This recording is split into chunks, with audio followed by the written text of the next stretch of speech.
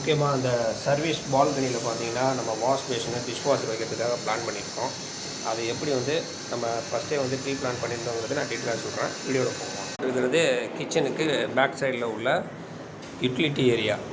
இந்த சர்வீஸ் பால்கனியை தான் பார்க்குறீங்க. இதில் இந்த யூட்டிலிட்டி ஏரியாவில் பார்த்தீங்கன்னா இந்த வெசல்ஸ்லாம் வாஷ் பண்ணுறதுக்கு ஒரு பிளாட்ஃபார்ம் போட்டு வந்திருக்கோம் வித் சிங்கோட. இதுக்கு பக்கத்தில் தான் டிஷ் வாஷர். இதுக்கு பக்கத்தில் பார்த்தீங்கன்னா வாஷிங் மிஷின். முக்கியமாக இந்த பால்கனியில் தான் இதை பிளான் பண்ணியே ஃபஸ்ட்டே பண்ணியிருக்கோம். பார்த்தீங்கன்னா தெரியும் உங்களுக்கு. இதில் நீங்கள் டாப் லோடு வைக்கிறாலும் வைக்கலாம், ஃப்ரண்ட் லோடு வைக்கலாலும் வைக்கலாம். அதுக்கான வாஷிங் மிஷினுக்கான டேப் ப்ரொவிஷன் பாயிண்ட் இது. அதுக்காக வேஸ்ட் அவுட்லெட்டு கீழே பிவிசி பைப்பு ஓஸ் போட்டு போடுற மாதிரி கொடுத்துருப்போம். இது பார்த்திங்கன்னா இது டிஷ் வாஷர்.